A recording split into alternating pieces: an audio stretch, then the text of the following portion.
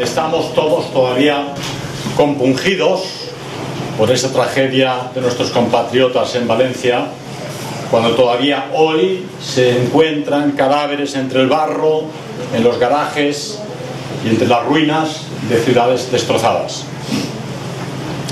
Yo no soy geólogo, no soy ingeniero de caminos, canales y puertos, y tampoco soy especialista en meteorología. Pero sí somos testigos recurrentes de una situación que se repite constantemente en la España de hoy. Se habla de que el radar que tenía que haber detectado esa gota fría, hoy llamada Dana en Valencia, no funcionaba, no detectó a tiempo aquella avenida. Se dice que las autoridades locales valencianas de la autonomía regional o el Estado no tuvieron noticias a tiempo sobre la misma. Otros afirman que el gobierno, que Moncloa a las 8 de la mañana era ya consciente del desastre que se avecinaba. Sin embargo, la noticia llegó a Valencia tarde. Unos y otros se tiran los trastos para conseguir rédito político, mientras los cadáveres todavía frescos yacen en las calles. Hemos visto personas en las Islas Canarias, como recitaba nuestro poeta, siendo recibidos por la Cruz Roja con mantas rojas muy bonitas y botellas de agua. 1500 en los últimos días. Yo no he visto a la Cruz Roja en Valencia en los desastres. No les he visto repartiendo mantas rojas ni repartiendo agua los primeros días cuando más lo necesitaba. Habla en su contra realmente. Pero el desastre de Valencia, además de poner en evidencia el fracaso del Estado de las autonomías, la lucha por las competencias, por las responsabilidades, quién manda qué, pueden ustedes imaginarse, por poner un ejemplo comunista, la China de Xi Jinping, que no hubiese reaccionado de inmediato en el primer minuto con el ejército, la policía y todas las fuerzas del Estado para solucionar un problema como lo que ha ocurrido en Valencia. Creo que una periodista rusa enseñaba en uno de estos youtubers la situación de Mariupol, una vez reconquistada, destruida, absolutamente arruinada en el suelo, y pocos meses después, debido a una decisión política de la autoridad rusa, era una ciudad con edificios nuevos, pisos que se entregaba la llave a la persona que había perdido aquel apartamento para que pudiese habitar. Una maravilla de organización del ejército ruso en esta ocasión.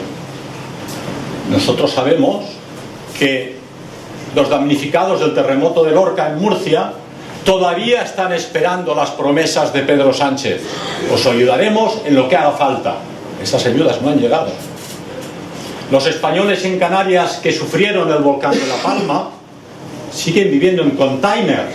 Han pasado años. Pero él había afirmado: os ayudaremos con todos los medios del Estado. Podéis apostar que los valencianos acabarán durmiendo en polideportivos, en gimnasios, mientras en Canarias se sigue recibiendo a personas de otros continentes, otras culturas y otras razas para ofrecerles hoteles de 4 estrellas, paga mensual y todas las ayudas posibles, empezando por los abrazos de las chicas de la Cruz Roja. Esta es la situación real de la España de hoy. Nosotros no vamos a poder solventar este tema porque no tenemos el poder político. Pero ¿qué es lo que detecta esta situación? Detecta una época absolutamente decadente, con problemas que, si no son tan dramáticos como estos de Valencia, sí nos afectan y nos van a afectar en los años venideros de forma definitiva.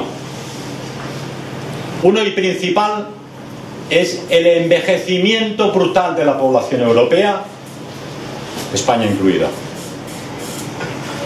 La población española se mantiene apenas por 1 millón de familias que tienen niños y el resto de españoles no tienen niños o tienen uno. Familias con 4 y 5 hermanos tienen ahora un par de nietos entre todos ellos. Y ese envejecimiento en toda Europa ha llegado a un punto que ya el gobierno alemán, en el caso alemán, ha afirmado que estamos ya en un punto de no retorno, donde el envejecimiento de la población es tal que ya será imposible, con los nacimientos autóctonos actuales, sustituir a la población alemana, y será sustituida por los recién venidos. Junto a este envejecimiento de la población está el gran problema de la sustitución demográfica. Son ya millones de personas de lejanas culturas, razas y países que deambulan por nuestras capitales, París, Londres, Bruselas. Uno ya empieza a sentirse ajeno en tu propio país. Las ciudades europeas se han convertido ya en museos abiertos, donde no hay que pagar entrada. Múnich, Londres, París, Barcelona, con bonitos edificios que han construido personas y generaciones que ya no existen. Las personas que acaban de llegar no tienen ningún vínculo con el pasado de esos edificios neoclásicos, modernistas, góticos o románicos. Ellos no lo han creado, no sienten ningún vínculo espiritual, religioso, anímico hacia la belleza de esos edificios, de esos cuadros. Ayer me llevaron los amigos a la iglesia de San Ginés, preciosa, donde por cierto fue bautizado Quevedo, Lope de Vega, creo que Fray Luis de Victoria también, y unos cuadros maravillosos. Al margen del Greco, pintores desconocidos. Una maravilla. ¿Quién pintó esos cuadros? ¿Para qué? ¿Con qué sentido? ¿Qué querían ofrecer? ¿Qué querían explicar al público? Afortunadamente todavía en la misa de ayer había público, todos muy mayores y muy pocos jóvenes. Porque la sustitución de la población y el envejecimiento demográfico es una cosa que ya no es del futuro, ya está ocurriendo hoy en día. Un problema gravísimo y de difícil solución. El otro problema que tenemos tremendo y del cual la gente no es consciente es la deuda brutal del Estado español hacia la alta finanza internacional y hacia las potencias económicas extranjeras. Y como España, el resto de Europa. Como sabéis, la política parlamentaria democrática es: yo gobierno 4 años y después de mí el diluvio. Nadie quiere cerrar el grifo de las pensiones, ni cerrar el grifo de la seguridad social, ni abaratar el nivel de la educación universitaria o escolar, porque eso te hace perder votos. Muy bien, aumentemos la deuda. Una deuda brutal con la que nuestros impuestos apenas pueden hacer frente. Esta deuda, creada por nuestros políticos cada 4 años que se van sustituyendo, está dilapidando el futuro de nuestros hijos y nuestros nietos. Es decir, esta situación nos lleva a pensar de forma pesimista, hay que ser realista, que el hundimiento de la cultura europea se avecina. No es plato de gusto para nadie, pero cualquier especialista en demografía, en poblaciones, en deuda, en finanzas, en cultura, el nivel educativo de nuestros niños en los colegios y las universidades está por los suelos. Hemos dicho que los extranjeros no sienten ningún ligamen con el acueducto de Segovia, pero es que nuestros niños tampoco. Les preguntas: ¿qué sabes tú del acueducto de Segovia? ¿Qué sabes de Lope de Vega? ¿Qué has leído de Quevedo? ¿Qué sabes de la historia de España? ¿De la Reconquista? ¿De la conquista de América? No sé. Ellos están escuchando el reggaetón, mirando TikTok y las películas de Netflix. Esta es una realidad, ¿verdad? Entonces, uniendo todos estos puntos, podemos llegar a la conclusión de que la decadencia de Occidente ya es real. La veis todos vosotros cada día. Pero no solo es real, es que se plantea en breve. De modo que aquí se hacía importante hacerse la pregunta: ¿qué hacer? No es una pregunta original mía. Eduardo Arroyo, en una revista que os recomiendo, El Emboscado, se hace esta misma pregunta. Se la hace también este filósofo e historiador belga, David Engels, que aborda esta cuestión. y se hizo famoso Lenin porque su novela preferida era ¿Qué hacer?, de Chernyakhovsky. Primero hemos de plantear la cuestión para nosotros, para el movimiento político que representamos aquellos que estamos aquí sentados.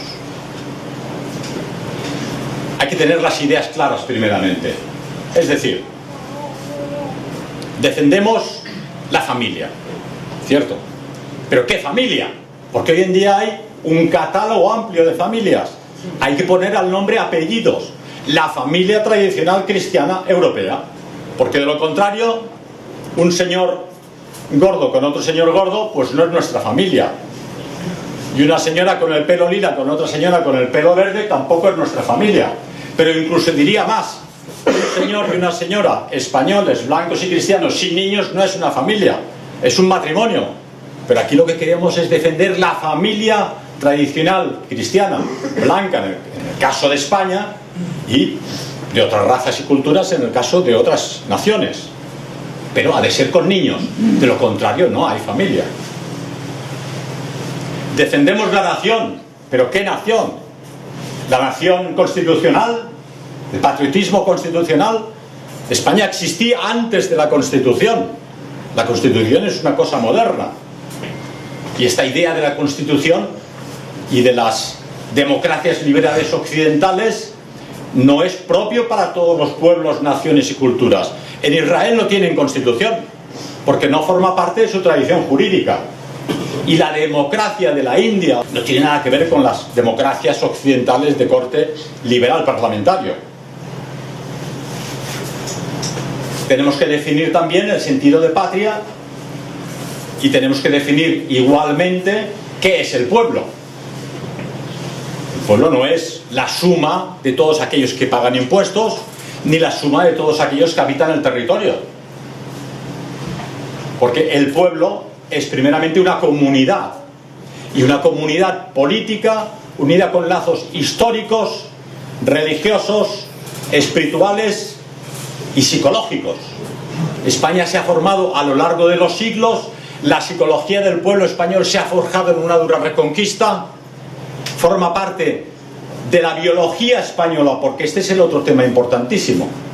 Una comunidad no es solo una comunidad definida constitucionalmente. Una comunidad tiene un ente biológico, un ente cultural, una parte histórica y una parte religiosa. Lo uno no puede ser disociado de lo otro en España. Por lo tanto, hemos de definir la comunidad política española es de raza blanca, de religión cristiana, y aquí me da igual que unos sean favorables o no al cristianismo. La cultura europea occidental ha sido cristiana en estos 2000 años, y todos los logros artísticos, incluso políticos y sociales conseguidos han sido basados en base a la cosmovisión del mundo del cristianismo. Y evidentemente de la gran influencia del mundo grecolatino. Porque aquí hemos de abordar un tema interesante.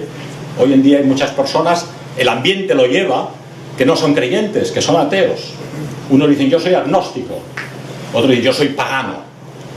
Pero es que tengo la sensación de que muchos de estos agnósticos y paganos en realidad son no creyentes, que disfrazan su no fe con una estética, con un adorno. Carece de sentido, decía Arroyo en su artículo, que un chico de Valladolid esté celebrando una religiosidad escandinava con mitología y símbolos vikingos. Y dices, bueno, pues está muy bien para Escandinavia, pero en España no hemos sido nunca escandinavos y nuestra tradición religiosa no es el paganismo escandinavo. Y sin embargo quiero decir aquí que incluso los paganos de todas las naciones europeas previas al cristianismo eran creyentes. Todas las culturas, todas las naciones, todas las religiones han creído en el más allá y que había una vida después de esta. Y estos teóricos, los paganos, nombre con el que fueron bautizados por los romanos, creían e intuían de forma natural esa divinidad, ese poder supremo que había conseguido la creación.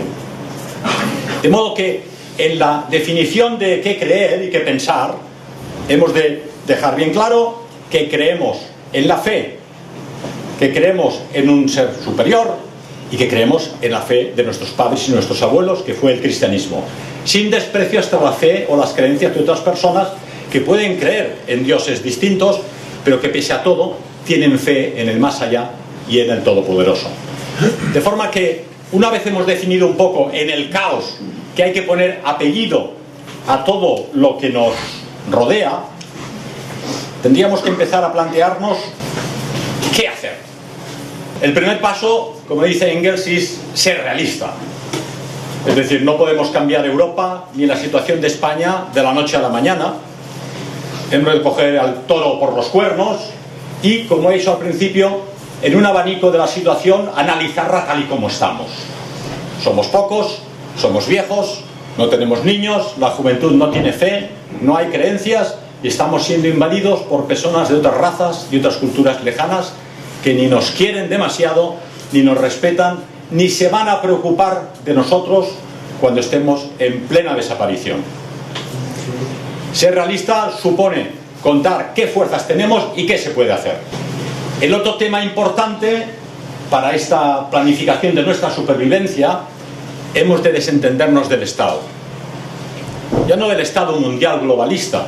Hay países europeos que quieren desligarse de la Unión Europea. Para mí creo que es un error, porque la Unión Europea no es Europa. La Unión Europea no es la tradición, y es cierto. Pero es que el Estado Nacional también es ya un enemigo de la población autóctona. El Estado Nacional, para el Estado Nacional actual, alemán, inglés, italiano, español o británico, somos simplemente una población de viejos que molesta, que ha de seguir pagando impuestos y que ha de hacerse a un lado sus planes globalistas.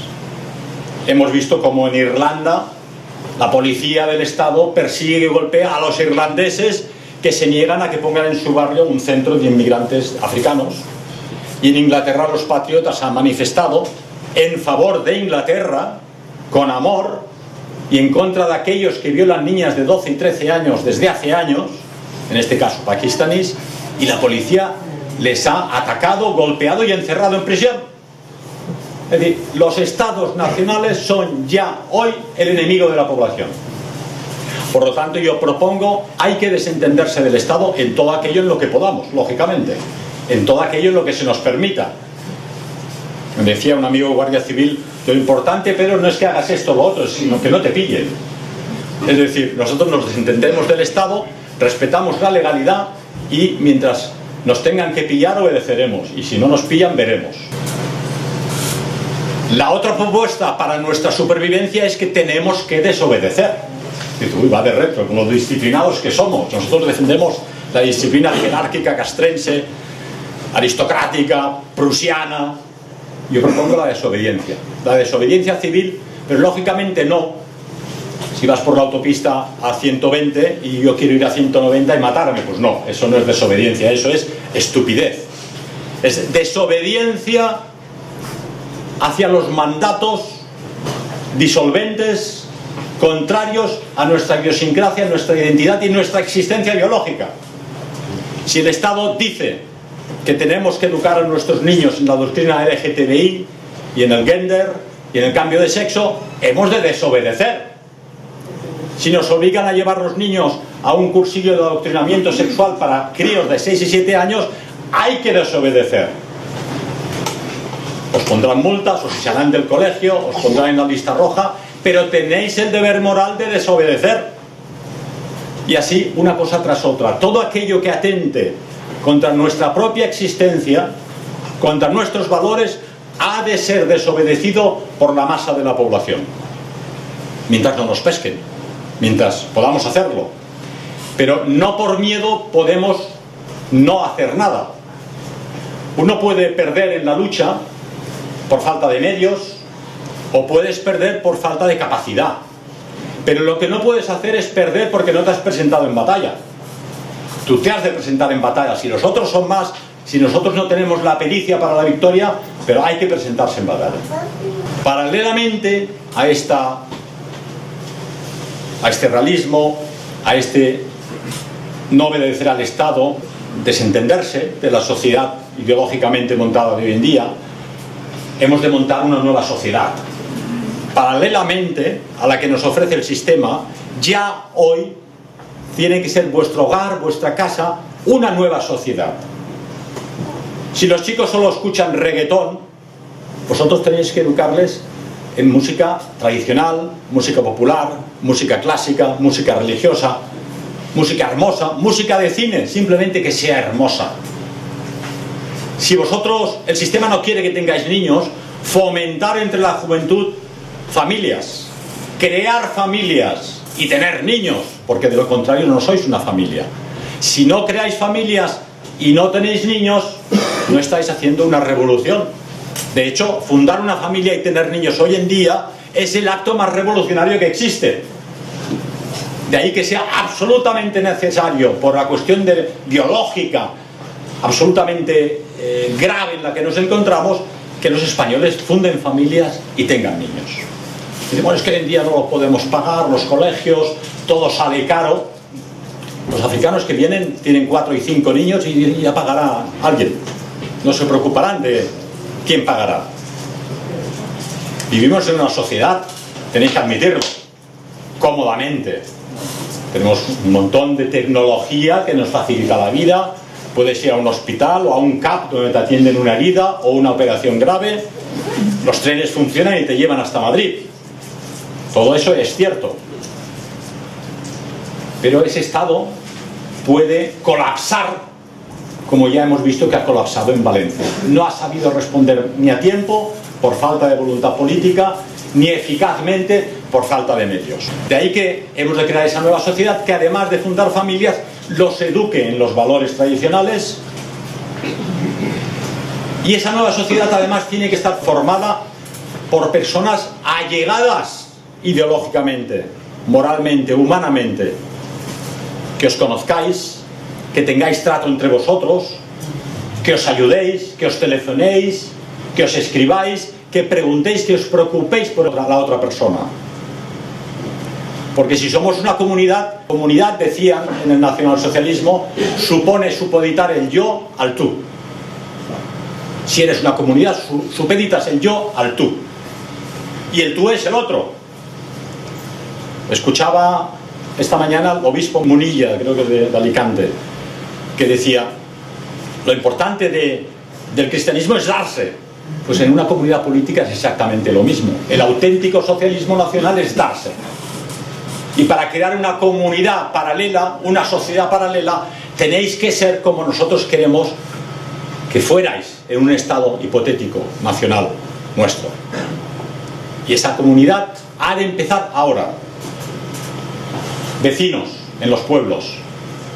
Yo os recomendaría, sé que en Madrid hay muchos atractivos, hay teatro real, hay la ópera, hay restaurantes estupendos, se come de maravilla, pero para la próxima generación, y dada la situación y el deterioro constante de la homogeneidad de la cultura y de las naciones europeas, si podéis iros a las provincias, al campo, a los pueblos, seguro que todos vosotros tenéis lazos con pueblos y con la provincia, porque las capitales europeas van a ser el centro del caos el día de la debacle total.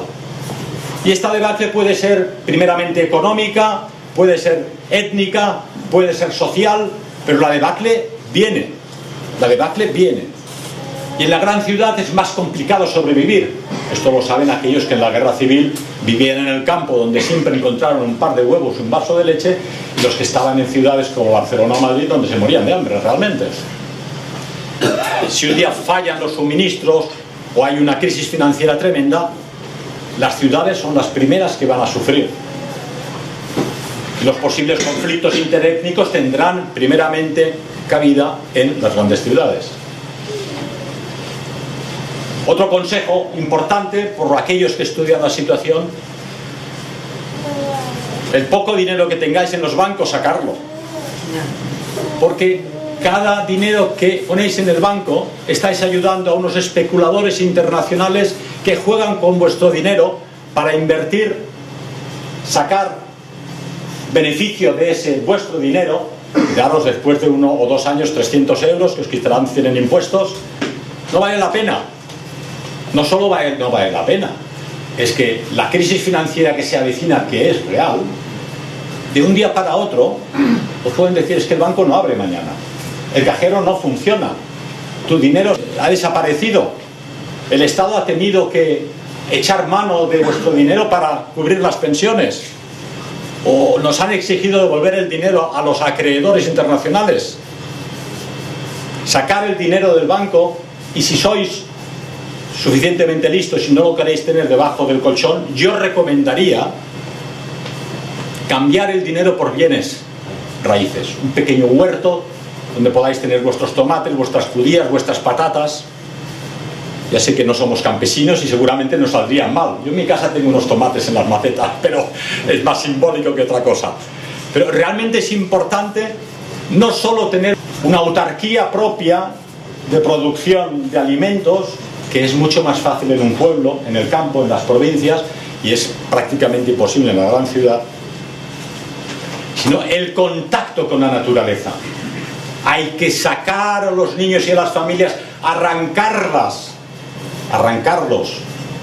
de las manos de este sistema que los corrompe con las pantallas, con el mundo multipantalla, ¿no?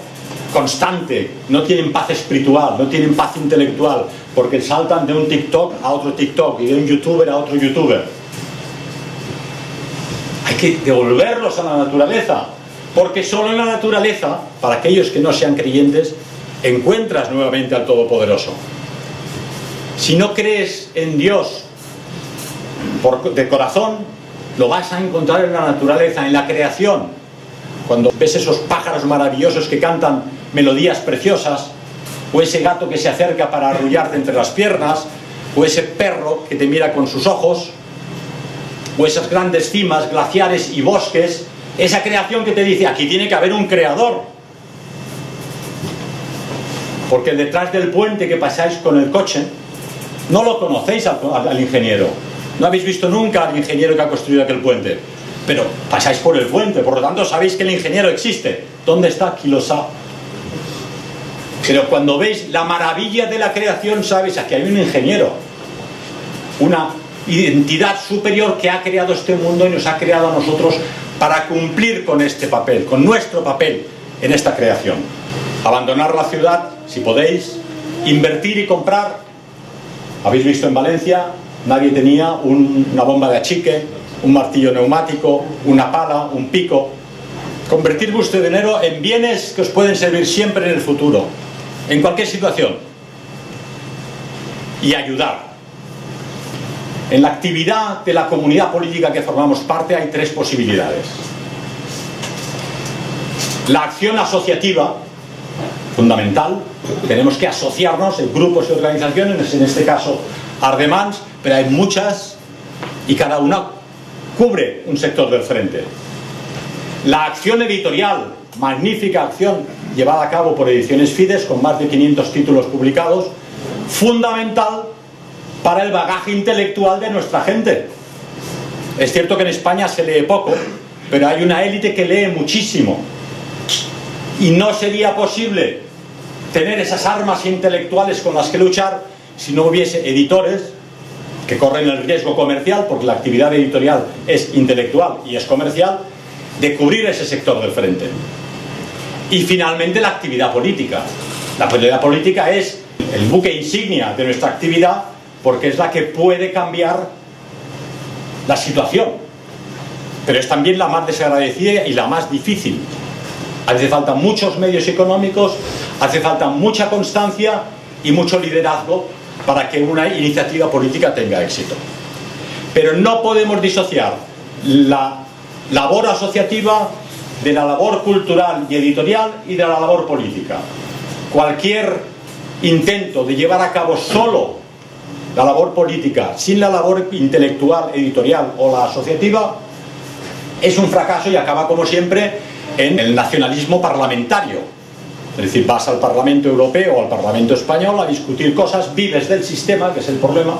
Cuando vives del sistema te apuntas a ello y no cambia la situación para nada. La otra recomendación es que ese poco dinero que os queda, que compréis europeo, porque cuando compráis un juguete made in China estáis fomentando mano de obra esclava hasta hace poco, Y la contaminación de los mares. Los buques del comercio internacional cruzan los mares del planeta contaminando y gastando combustible, pero en cantidades tremendas. Cuando aquí antiguamente, en Alicante y en Valencia, se producían juguetes estupendos también. Comprar europeo. Yo voy a la frutería y siempre miro si las naranjas son de Valencia. Vamos a tener un problema este invierno con las naranjas de Valencia. Y no las compro de Sudáfrica, ni de Perú, ni de ningún otro sitio, no porque no tenga cariño por Perú o por Argentina o por Sudáfrica, sino simplemente porque es una locura comprar naranjas sudafricanas cuando vivimos en un país que produce naranjas. Y lo que no podemos pretender es comer naranjas en verano cuando los árboles no producen naranjas. Entonces es fundamental que todos y cada uno de nosotros se impregne su interior: he de comprar europeo. Si no puedo europeo, he de comprar español. Y si puedo, catalán, porque es mi zona. Productos de cercanía, productos locales. Ayudáis al campesino local y boicoteáis a los grandes comerciantes internacionales que sacan dinero de cualquier barco que atraviesa de un lado al otro del planeta. Pero el campesino peruano, sudafricano o valenciano seguirá recibiendo 20 céntimos por su kilo de naranjas, que vosotros pagaréis a 4 o a 5 euros. Y el otro tema importante es librarse del cortoplacismo. Actuamos prácticamente a corto plazo, queremos las cosas ya, y no somos conscientes de que lo que nosotros hagamos, compramos, edifiquemos o planifiquemos va a tener sus consecuencias en los próximos años y en las generaciones de nuestros niños y nuestros nietos. Por lo tanto, no podemos pretender actuar solo como si yo viviera en este mundo en mi corta existencia y después de mí nada. Entonces hay que evitar comprar productos que dañan el medio ambiente y evitar invertir en aquellas cosas que no van a tener un efecto a largo plazo. Hemos visto en Valencia, parece ser que las autoridades hidrológicas abrieron la presa por encima del barranco. Bueno, que estaba al límite de su capacidad. Supongo que los ingenieros, antes de que se rompa la presa, pues tuvieron que dejarla ir. Pero avisa primero a la población que hay gente abajo. No avisaron a nadie. De ahí que lo que se llevó las casas, las personas y los coches no fue la lluvia. De hecho, el presidente de la Comunidad Valenciana anunció en televisión lo que le había dicho el AEMET: a las 6 deja de llover. Dejó de llover, pero era una ola lo que venía, y esa ola se lo llevó todo. Cortoplacismo. Durante siglos, lo dije creo en la última conferencia, los romanos construyeron acueductos en un país que era seco. Los árabes construyeron aljibes en un país que era seco. Nuestros abuelos construyeron pozos en todas las casas porque era un país seco. Y nuestros políticos hoy destruyen presas y todo tipo de impedimentos a la naturaleza. En este desastre de Valencia ha tenido efecto el cortoplacismo de decir, bueno, es que me han dicho en Bruselas que las truchas y los salmones, si quitamos las presas y todos los impedimentos humanos de los ríos, las truchas podrán subir otra vez por allá. Sí, pero cabeza del cornoque, ¿no se te ha ocurrido que esto lo pusieron tus abuelos y bisabuelos durante siglos por algún motivo? Ahora se sabe que desde el año 1300, siglo XIV, se producen riadas en Valencia. Desde la época de los romanos se sabía. Se han producido 50 riadas en los últimos 800 años en Valencia. Lógicamente, el ser humano ha aprendido que además de muy bonita, la naturaleza tiene un aspecto tanático. Y si no la controlas, la naturaleza te mata. Los japoneses acaban de hacer un experimento.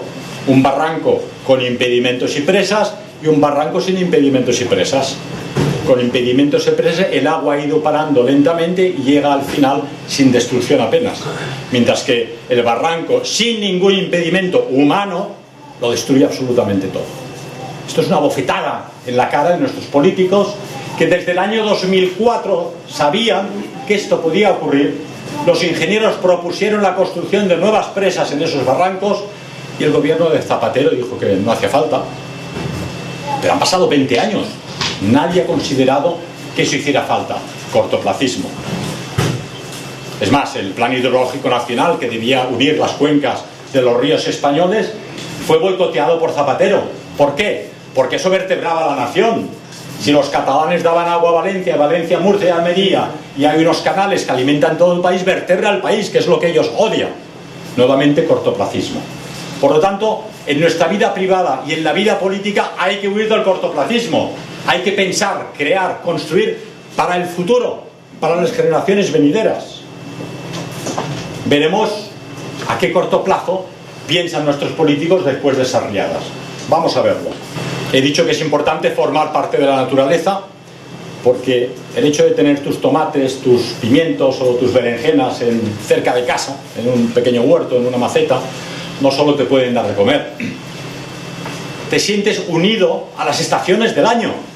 Primavera, verano, otoño, invierno, los cambios, cómo los árboles ahora pierden las hojas y luego en enero habrá que podarlos, y en primavera brotan las yemas y de ahí salen unas frutas estupendas. Dices, ostras, pero esto es una maravilla, que de esta naturaleza, de estos árboles, de estos troncos secos que parecen muertos, surjan estas manzanas y estas peras y estas frutas. Si estás en contacto con la naturaleza, te das cuenta del milagro y te alejas del móvil, del ordenador, del YouTube, de la música rap, de las grandes ciudades, que no hacen sino envenenarte, porque el ser humano necesita sentirse parte de la naturaleza. Es más, es parte de la naturaleza. El número increíble de gente que está tocada del bulet, decimos en catalán, que está mal del terrao, crece sin parar. Por no decir penosamente el número de suicidios que tienen lugar constantemente en España entre la gente joven. En la época donde menos se sufre crisis alimentarias, donde menos problemas tenemos de comunicación, el ser humano se encuentra solo. Porque comunicamos vía WhatsApp o vía Telegram cualquier tontería enseguida a cualquier persona, pero no tenemos el tiempo de sentarnos como las abuelas delante de casa con dos sillas y charlar tranquilamente, disfrutar de la existencia.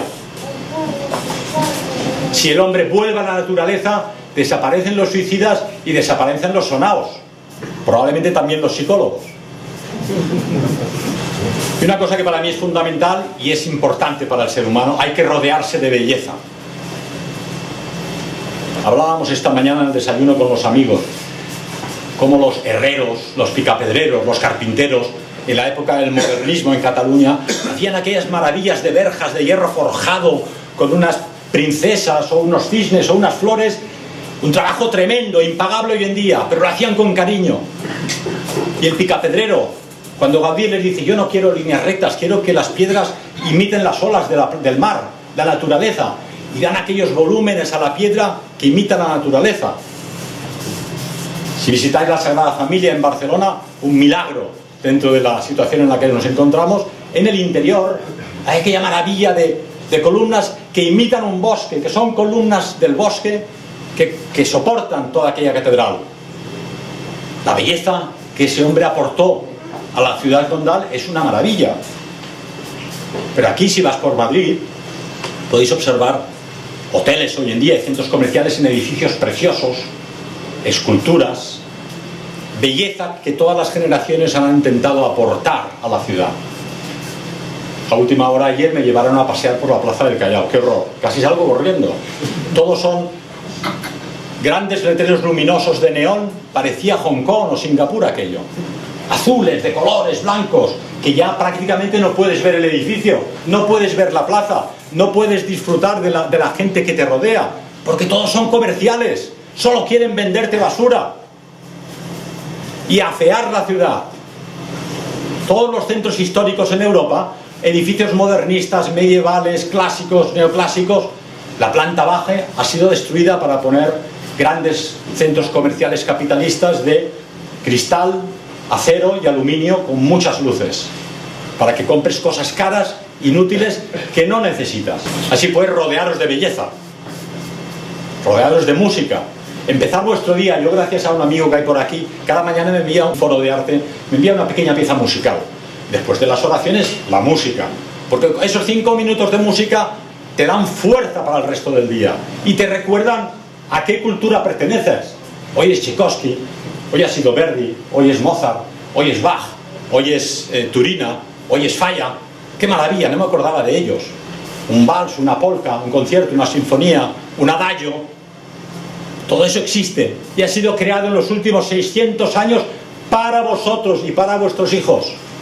¿Quién lo escucha? Nadie. No lo escucha nadie. Tenéis que imponeros a escucharlo vosotros y que los hijos, nietos y familiares os vean en casa escuchándolo. Yo recuerdo de pequeñito, vivíamos en Huelva, mi padre era un gran melómano y cada domingo se ponía piezas de música clásica, yo escuchaba. Y me doy cuenta cómo aquellos 2 o 3 años que estuvimos en aquella vivienda en Huelva con aquella tocadiscos que se había comprado él para escuchar música, me ha marcado para siempre, porque ahora yo escucho aquellas melodías, digo, la Sinfonía del Nuevo Mundo, esto es el Lohengrin de Wagner, esto me ha marcado, porque aquello que te dan tus padres hasta los 12, 13, 14 años te sigue de por vida. Luego a los 18 ya protestas y mis padres son tontainas y yo lo sé mejor, pero lo que te marca de pequeño es fundamental. Marcar pues a aquellos que os rodean, a vuestros hijos y familiares, con la belleza. Rodearos de pequeñas cosas, de pequeños detalles. Seguramente podéis encontrar en el rastro, en los anticuarios, pequeñas esculturas del siglo XIX hechas con cariño, que suponen belleza. Y tirar a la basura esos cuadros de arte abstracto que alguno tiene por aquí. Luchar y defender la igualdad de los sexos, ciertamente. Mujer y hombre tienen los mismos derechos, las mismas posibilidades y la misma igualdad natural ante Dios. Pero no su identidad. El hombre y la mujer son diferentes biológicamente, psíquicamente. Yo no niego que una chica quiera aprender matemáticas, física cuántica y hacerse ingeniero. Y conozco y las hay, son buenísimas. Pero en general, ellas mismas optan por estudios, carreras, inquietudes y aptitudes diferentes a las del hombre. Se han hecho los experimentos de darle a una niña un camión de bomberos, un tanque y un coche de policía, y a un niño y una muñeca, y eso dura 2 segundos. El niño se va por el coche de bomberos y a por el tanque, porque está en su genética natural masculina luchar y defender a la mujer, defender a los niños y defender a la sociedad con la fuerza masculina. Y la mujer puede hacerlo de 1000 otras maneras, pero sobre todo porque es la madre de nuestros hijos, es nuestra madre. ¿Qué más podemos decir de una chica? ¿No? Cuando queráis, o alguien se quiera aprovechar de una chica de 17 años, o quiera aprovecharse de ella, pensad siempre, tu madre también tuvo 17 años. Ellas son el fundamento de la nación y de la familia. Y no porque quieran ser como el hombre, un marimacho, vestido de hombre, y luego el hombre convertido en una cosa artificial, medio afeminada, sin carácter, que no sería capaz de aguantar ningún asedio, y no sé si los hemos visto en Valencia, luchando contra la riada. Cumplir con vuestro deber. Cumplir con vuestro deber. Y vuestro deber es estar convencido de aquello que creéis y difundirlo a vuestro alrededor. Si creéis en una España nacional, sea social, sea falangista, sea católica, sea tercera vía, sea nacionalsocialista, tenéis que luchar por esos ideales. Pero tenéis una familia, tenéis unos hijos, tenéis unos padres, y vosotros formáis parte de esa cadena a lo largo de la estirpe. Vuestro deber es atender a los papás y atender a los abuelos mayores, y no aparcarlos en un asilo de ancianos donde, con mala suerte, pueden acabar con agua hasta las rodillas, como ha ocurrido en Valencia. Vuestro deber es deberos a ellos. Estos papás ya ancianos os limpiaron el culito de pequeñitos y os cambiaron los pañales y os vienen de comer año tras año hasta que fuisteis independientes.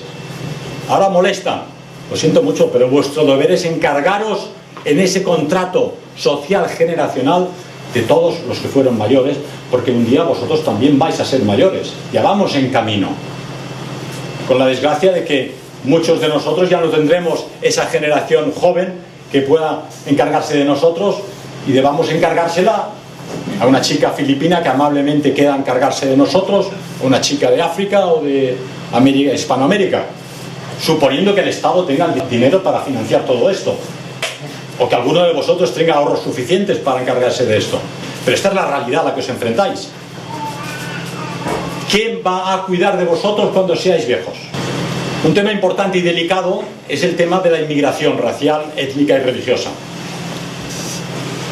No es realista, ha sido el primer punto que he tocado, pretender la reemigración total de 50 millones de inmigrantes que hay en Europa. Oficialmente, habrá más.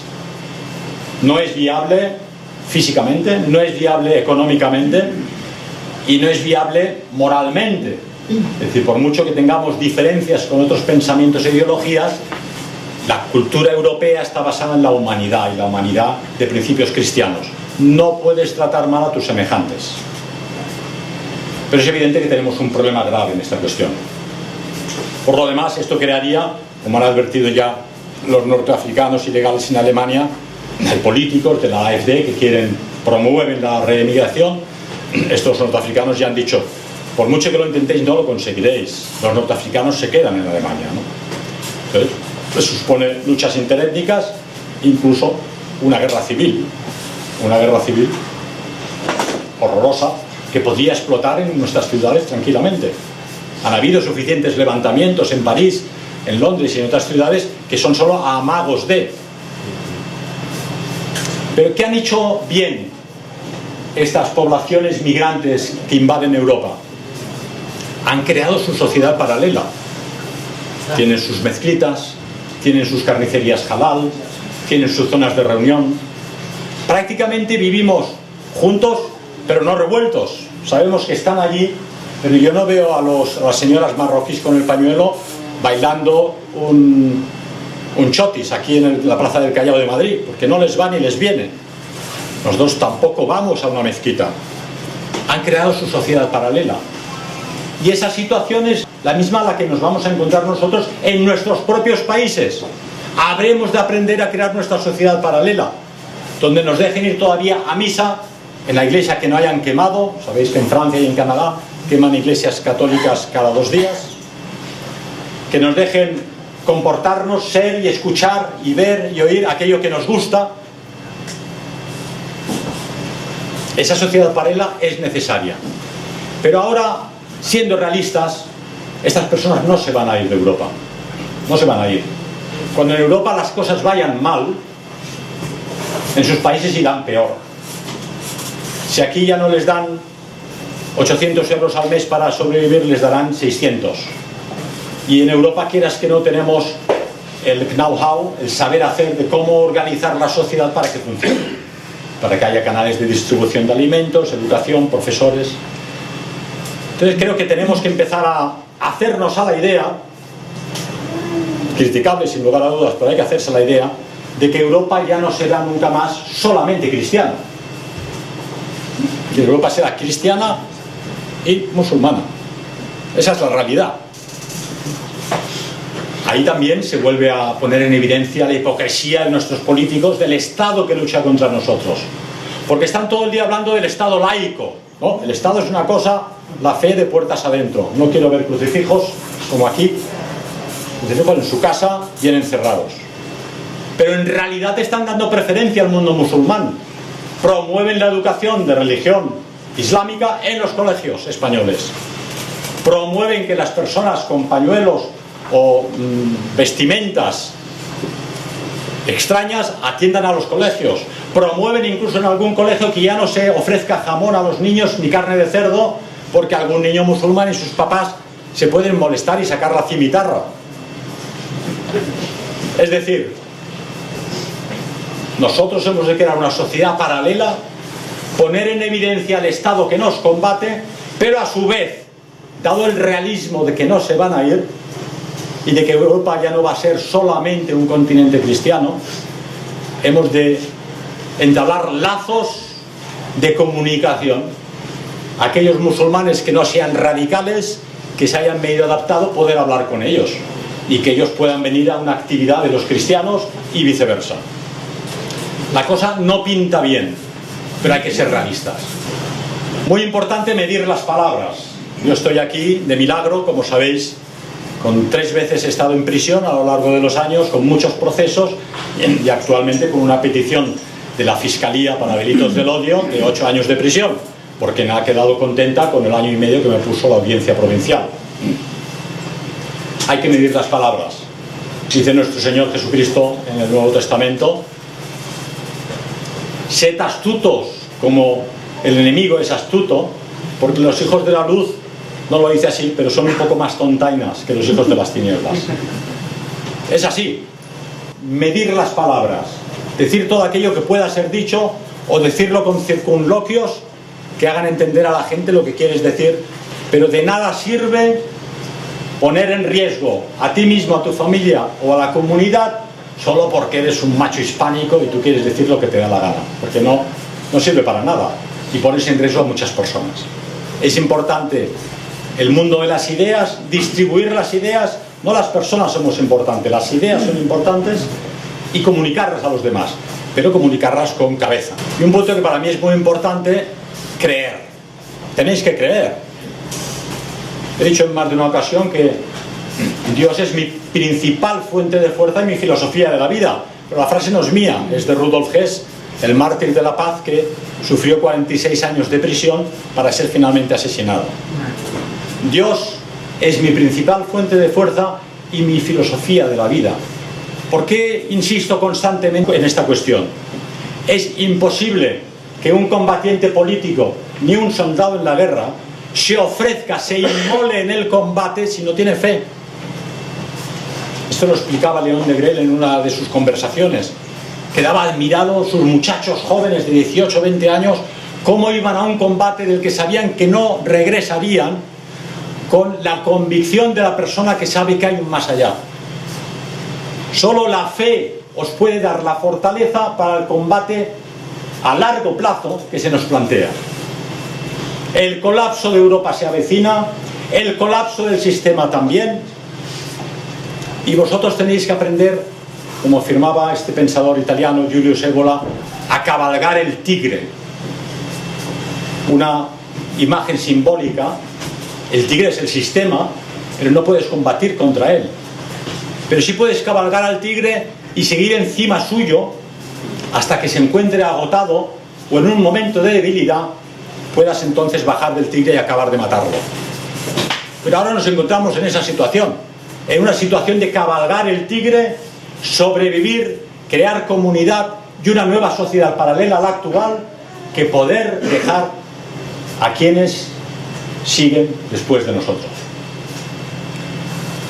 Pensar, incluso para los no creyentes, que el punto fundamental, el angular de la lucha del sistema contra nosotros ha sido combatir la idea de Dios. Sea en la Revolución Francesa, sean los ilustrados, los iluminados, el comunismo soviético, la Guerra Civil Española, donde aniquilaron a 6.000 sacerdotes, quemaron iglesias, porque el enemigo quiere acabar con la idea de Dios en el corazón del ser humano. Una idea que no pueden erradicar, porque el mismo ser humano sabe que su creador existe, y cuando tú mueres, cuando eres viejecito, cuando estás en el hospital y el cura te está dando la extrema unción, este alma parte hacia otro lugar, mientras el cuerpo acaba en un nicho convertido en huesos putrefactos que se comen los gusanos. Esa convicción la ha tenido el ser humano a lo largo de siglos, de milenios, en todas las culturas, naciones y pueblos. Y el enemigo quiere que aquí, en Europa y ahora, esa idea de Dios todopoderoso y creador sea abandonada. Fomenta el nihilismo. Dios ha muerto, decía Nietzsche. Se refería más bien a eso, a que la sociedad que él veía venir era una sociedad que iba a negar de Dios. Al renegar de Dios se encuentra con todos los problemas de insatisfacción que no le da el materialismo, la compra compulsiva de cosas inútiles, la colección de dinero. Solo la fe y fomentar la fe entre los vuestros os va a dar la fortaleza de que venga lo que venga, lo voy a aguantar. Con fe podéis ser de aquellos que siguen luchando en posiciones perdidas, como los soldados que en las puertas de Pompeya siguieron firmes porque habían recibido la orden de permanecer firmes a pesar de que el volcán se estaba comiendo la ciudad. Muy importante que leáis. No podéis combatir intelectualmente, ideológicamente, socialmente, si no leéis. Aquí tenéis 500 títulos que os van a ayudar a fomentar, a forjar, a edificar ese bagaje cultural e intelectual que necesitaréis. Que cuando os hagan preguntas podáis responder. Que cuando os digan que quizá os equivocáis, podáis debatir. Y cuando yo digo leer, no hay que leer cualquier cosa, solo hay que leer cosas buenas. No tenéis tiempo de leer solamente la obra teatral de Lope de Vega con 1000 y pico obras, imposible. Tenéis que leer aquello que os recomiendan personas de vuestra absoluta confianza o aquello que vuestra intuición os lleva a seleccionar de un mar de títulos aquello que vale la pena leer y que os va a marcar de por vida el resto de vuestra existencia. Esta comunidad política, esta nueva sociedad paralela, tiene que rodearse de belleza, tiene que rodearse de naturaleza y tiene que leer. Hay que superar, y esto lo hemos dicho desde los años 30, la división izquierda y derecha. Un amigo presente me envía a veces mensajes de este líder comunista, Roberto Vaquero. Dice cosas con bastante sentido común, es comunista, bueno, pero ya no existe la izquierda y la derecha. Es un invento relativamente moderno. Cuando surgió la Revolución Francesa, pues había partidos que eran monárquicos o que defendían ideas religiosas, pero esta idea de que hay una izquierda y una derecha y una extrema izquierda y una extrema derecha es un invento relativamente moderno. Lo que hay son personas como tú y como yo. Unas, honestamente, quieren buscar soluciones a los problemas de nuestra sociedad. Otras quieren aprovechar estos núcleos de poder del PP o del PSOE para prosperar económicamente o poner la mano por detrás. Gente pobre, gente pequeña, gente, como digo, que no es inteligente. Discutía estos días en el tanatorio con un camarada agnóstico sobre la estupidez, decían ellos, de un monje de clausura que se encierra, con lo útil que sería que estuviese en Valencia sacando barro o ayudando a los pobres. Digo, mira, ¿cuánta gente conoces fuera del monasterio de clausura que rece por ti? Pocos. Estos monjes se encierran a veces, y estas monjas, muy jóvenes, en monasterios de clausura, renunciando a todos los placeres mundanos de los que nosotros disfrutamos, para rezar por todos aquellos que están fuera, que se han olvidado del más allá. La labor de los monjes y las monjas de clausura es fundamental en un mundo sin fe, porque por lo menos hay alguien que, además de hacer mazapanes de Toledo y yemas de Santa Teresa, reza por todos nosotros. Y le decía, estoy convencido que el monje que decide retirarse del mundanal ruido para rezar por los demás es mucho más inteligente que Bill Gates, que acumula millones, porque antes o después Bill Gates, como Rothschild, como Rockefeller, se encontrarán ante el Altísimo en una cama de un hospital.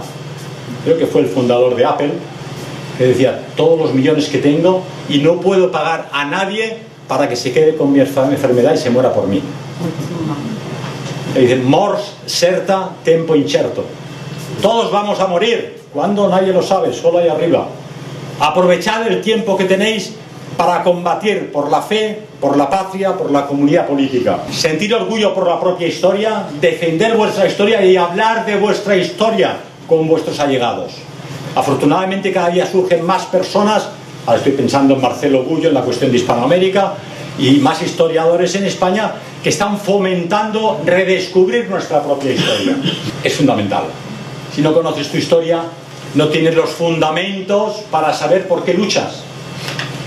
Me decían unos amigos alemanes, Pedro, ¿cuál es la identidad de España? Por cierto, pagano. La identidad de España es la Reconquista, es el mundo romano, son los celtas y los íbaros, es la España visigótica, fundada con capital en Toledo, que ya utilizaban la palabra España, sabían que había una España, a pesar de que las poblaciones eran celtas, íberas, romanas y visigodas. Estuvieron 7 siglos luchando contra el mundo musulmán y nunca en Aragón, en Cataluña, en Asturias, en Galicia, en Castilla, se perdió la idea de España. Una cosa increíble, porque eran reinos divididos, eran reinos diferentes, pero todos sabían, hay que volver, recuperar la España que perdimos. Y eso dio fuerza y valor a aquellos españoles a aguantar 7 siglos de lucha contra el mundo musulmán, porque sabían que España era una realidad. Aquellos hombres que surgieron de aquella reconquista son los que posteriormente hicieron la cristianización, colonización y evangelización de América. Una obra increíble, inenarrable, inconmensurable, de creación de universidades, colegios, hospitales, ciudades, con monjes y frailes que atravesaban selvas para evangelizar a los indios, con una reina que les concedió el derecho de ciudadanía, como ciudadanos del Reino de España, no eran esclavos. Todo esto hay que saberlo, hay que difundirlo, hay que conocerlo. Y finalmente estar preparado. Hay que estar preparado para lo que vendrá. Y ser conscientes de que viene una debacle. Y que ya ahora es difícil cambiar el rumbo. Un gran portaaviones, un gran buque mercante, desde el momento que decide cambiar el rumbo hasta que el barco da la vuelta, puede hacer varios decenas o cientos de kilómetros. No puedes parar un buque de ese tamaño. El buque occidental va hacia el suicidio. Va hacia el suicidio. Vemos aquí y allí pequeñas resistencias, y he de decir, antes de todo, que ni Putin, ni Trump, ni Víctor Orbán, ni Bukele es de los nuestros, no son de los nuestros. Pero como hemos dicho antes, dentro del corazoncito de cada persona hay ese conocimiento del bien y del mal, de la verdad y de la mentira. Y si Trump, dependiendo del sistema, y aunque no sea un hombre simpático, lucha contra la perversión de la infancia y acaba con ello, lucha con el adoctrinamiento LGTBI y acaba con ello, consigue mantener a raya la inmigración masiva para los White Anglo-Saxon Protestant que se ven invadidos por los estados del sur, si consigue poner fin a una guerra fratricida entre eslavos, ucranianos y rusos, si consigue desarmar ese tinglado de la OTAN creado para luchar contra el comunismo cuando el comunismo ya no existe, pues es una persona que es políticamente, de momento, positiva para nosotros. Otra cosa es ver lo que hará en el futuro y qué hará de todo aquello que ha prometido. También Putin está todo el día hablando de la gran guerra patria. La gran guerra patria era una guerra del comunismo contra la cristiandad occidental. Pero el no querer aceptarlo, porque forma parte de su reciente histórica nacional, forma parte de la mentira. Y al final lo fundamental de todo lo que hagáis en esta vida es siempre la verdad. Que no te aprovecha, pero di la verdad. Que no es conveniente políticamente, pero la verdad. Si Putin defiende la gran guerra patria como el gran éxito de Rusia, es mentira. La gran guerra patria fue una lucha del comunismo internacional, en este caso stalinista, contra el cristianismo, que en última instancia intentó frenar las tropas alemanas con la cruz de los caballeros teutones, la cruz cristiana, que luchaba contra la estrella roja de 5 puntas en el este y contra la estrella plateada de 5 puntas en occidente.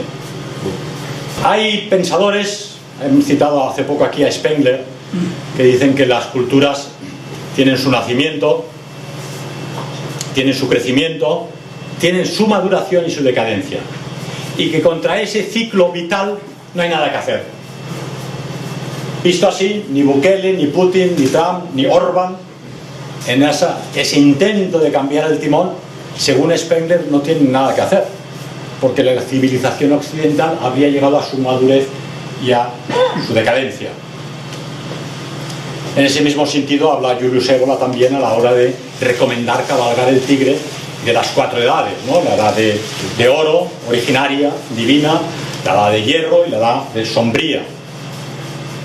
Pero no hemos de olvidar que nosotros somos cristianos y para nosotros la historia no es cíclica, es lineal. Venimos de Dios y vamos hacia Él. Y sabemos que el Redentor volverá entre los creyentes. Por lo tanto, hay una esperanza final en esta lucha sin cuartel del bien contra el mal. No quiero aburriros más, pero dada la muerte de este camarada Carlos San Agustín en Barcelona y las muertes tremendas que han tenido lugar en Valencia estos días, yo insisto en leer a nuestros clásicos. Yo he recomendado varias veces a Calderón y hoy vamos a acabar con una poesía de Calderón que creo también haber recordado ya, pero que es recurrente volver a leerla para que cada uno de vosotros vuelva a casa pensando cuál es mi realidad. Y dice así: oh tú que estás sepultado en el sueño del olvido, si para tu bien dormido, para tu mal desvelado, deja el letargo pesado, despierta un poco y advierte que no es bien que de esa suerte duerma y haga lo que hace quien está desde que nace en los brazos de la muerte. Da lugar al pensamiento para que discurras y veas que lo que más tú deseas no es más que un soplo de viento. No labres sin fundamento máquinas de vanidad, pues la mayor majestad en un sepulcro se encierra, donde dice, siendo tierra, aquí vive la verdad. Mira cómo pasó ayer, veloz como tantos años, evidentes desengaños del limitado poder. Lo que fue, dejó de ser, no quedó de ello más que el ha sido. Tú que vas por este mundo inconstante, mira que el que va delante avisa al que va detrás. La corona y la tiara que tanto el mundo estimó, ¿qué se hizo? ¿En qué paró? Sino en lo que todo para. Oh mano del mundo avara, si tanto bien nos limitas, ¿para qué ni nos incitas a aspirar a más y más? Si lo que despacio nos das, tan deprisa nos lo quitas. Si te engaña el propio amor para que no veas el daño, la muerte, que es desengaño, sirva de despertador. Hoy nace la tierna flor y hoy su curso se termina. Todo a la muerte camina. ¿En qué piensas? ¿A qué aspiras cuando tras tu gusto vas? Pues de él no te queda más que enemigos que conspiran. Si es que adelante no miras, mira la vida pasada, que si en tan corta jornada lo más pasa de esta suerte, hasta llegar a la muerte, ¿qué te queda? Poco o nada. Desde el nacer al morir casi se puede dudar si el partir es el parar o el parar es el partir. Tu carrera has de seguir, y pues con tal brevedad pasa la más larga edad. ¿Cómo duermes y no ves que lo que aquí un soplo es allí una eternidad? Mira el tiempo volador cómo pasa y considera cómo va tras la carrera de este el menor al mayor. El esclavo y el señor corren parejas iguales, que como nacen mortales todos llegan al hoyo. La juventud más lozana, ¿en qué paró? ¿Qué se hizo? Todo el tiempo lo deshizo y anocheció su mañana. La muerte siempre es temprana y no perdona a ninguno. Goza del tiempo oportuno, granjea con tu talento, que aquí dan 1% y allí dan 100 por 1. Hoy pinchas que te amanece y es el día de tu caso. La dama más celebrada, lazo en que todos cayeron, ella y ellos di que fueron sino tierra, polvo y nada. La humildad y la grandeza, todo en nada se resuelve, es de tierra y a ella vuelve y así acaba en lo que empieza. ¿De qué te sirve anhelar por tener y más tener si eso en tu muerte ha de ser fiscal que te ha de acusar? Todo acá se ha de quedar y pues no hay más que adquirir en la vida que el morir. La tuya rige de modo, pues está en tu mano todo, que mueras para vivir. Gracias.